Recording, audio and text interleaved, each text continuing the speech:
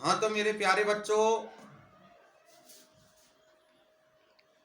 आज आपके समक्ष लेके आए हुए हैं यूज ऑफ दिस। आज आपके समक्ष क्या लेके आए हुए हैं? यूज ऑफ दिस, यानी दिस का प्रयोग कैसे करते हैं, कैसे इसके सेंटेंस बनते हैं और कहां करते हैं, कैसे करते हैं। तो आज हम इसके बारे में समझने वाले हैं। तो सभी को यानी व्हाइट बोर्ड की तरफ ध्यान देना है। Are you understand? Yes sir. इधर ध्यान दें सभी। देखो, यानी कि THIS और दिस माने यह है, अर्थात ये आपके डेमोन्स्ट्रेटिव वर्ड्स होते हैं। ये आपके कौन से वर्ड होते हैं? Demonstrative word. हिंदी में बोले तो संकेतवाचक शब्द, और संकेतवाचक शब्द 4 होते हैं। कितने? This, that, these, those. हमारे संकेतवाचक शब्द कितने होते हैं? 4। आप बोलेंगे कौन कौन से?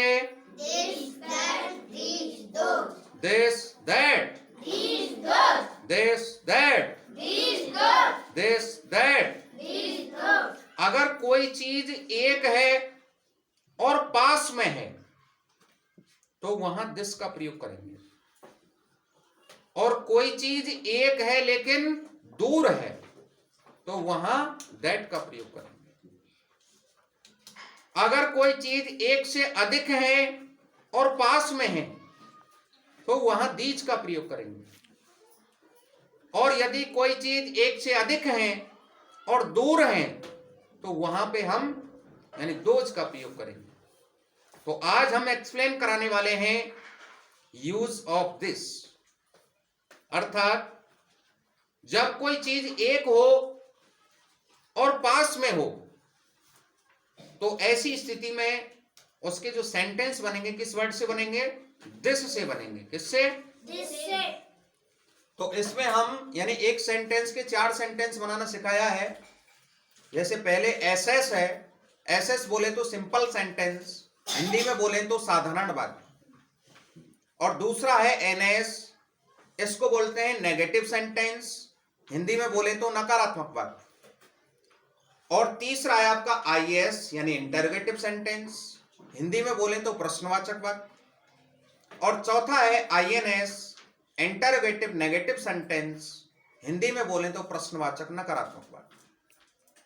तो आज हम यानी दिस के सेंटेंस बनाने वाले हैं।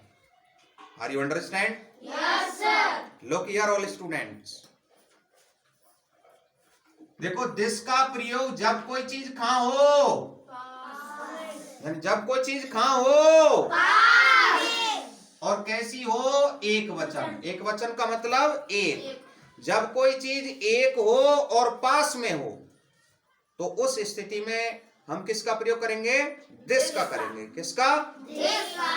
तो जैसे इसमें पहला वाक्य बनाने यानी पहला वाक्य बना रहे हैं हम, एसएस बोलते हैं हम इसको। एसएस बोले तो सिंपल सेंटेंस।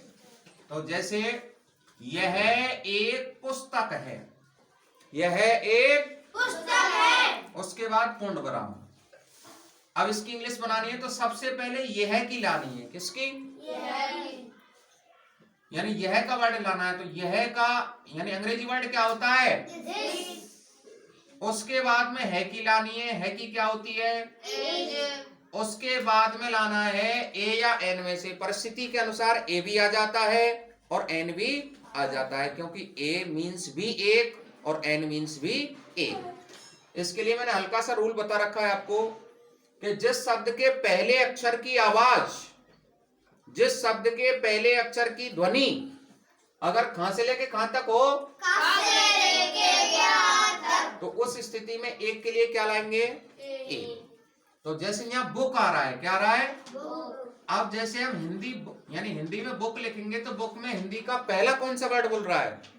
बा बकरी बोल रहा है कि नहीं बोल रहा है? तो बा बकरी का से लेके ज्ञा के बीच में आती है कि नहीं आती है? आती है। तो फिर एक के लिए किसका प्रयोग करेंगे? एक का करेंगे।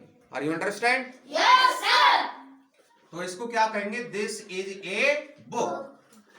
यानी सबसे पहले यह की लानी है दिस, उसके बाद है की लानी है एज, उसके बाद ए या एन में बाद में लानी है। यानी पहले नाउन वर्ड लाना है बुक, उससे पहले क्या लगाना है, ए या एन।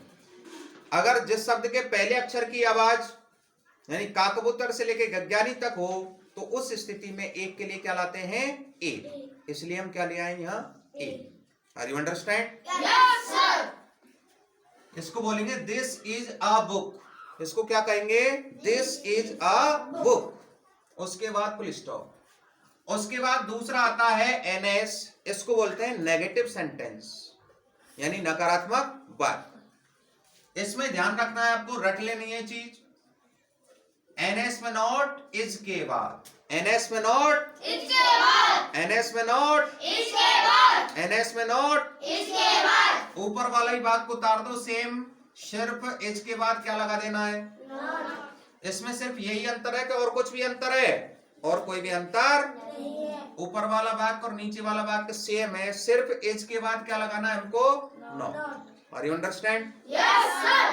उसके बाद तीसरा आता है हमारा आईएस, जिसको बोलते हैं हम इंटरोगेटिव सेंटेंस। इसको क्या बोलते हैं? इसमें सबसे पहले क्या लाना है हमको, जैसे यानी क्या यह एक पुस्तक है, उसके बाद प्रश्नवाचक चिन्ह। तो इस क्या की जगह पे हमें इज लाना है।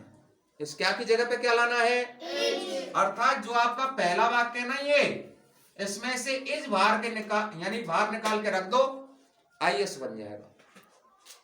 इस एज को यहां से बिल्कुल मिटा के कहां लिख दें, यानी सर्वप्रथम लिख दें, तो कौन सा वाक्य बन जाएगा, आईएस। तो एज दिस अ बुक, उसके बाद question mark. Are you understand? Yes, sir. उसके बाद आईएनएस आएगा, इंटरोगेटिव नेगेटिव सेंटेंस यानी प्रश्नवाचक नकारात्मक वाक्य। तो इसमें आपको क्या ध्यान रखना है, यानी एनएस में नॉट कहां लगता है, इज के बाद, और आईएनएस में नॉट दिस के बाद। एनएस में नॉट, इसके बाद, एनएस में नॉट, इसके बाद, एनएस में नॉट, इसके बाद, आईएनएस में नॉट, जिसके बाद, आईएनएस में नॉट। जिसके बाद, और इसमें जो मार्क्स लगे हुए हैं उनका विशेष ध्यान रखना।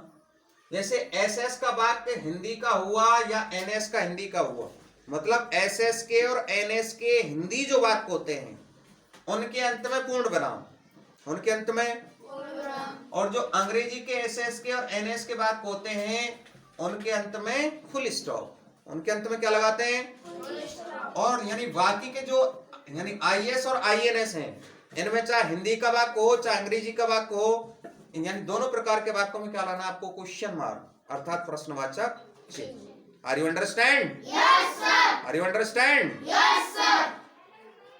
उसके बाद आपको घर पे मैं आपको वाक्य दूंगा तो वो आपको बना के लाने हैं।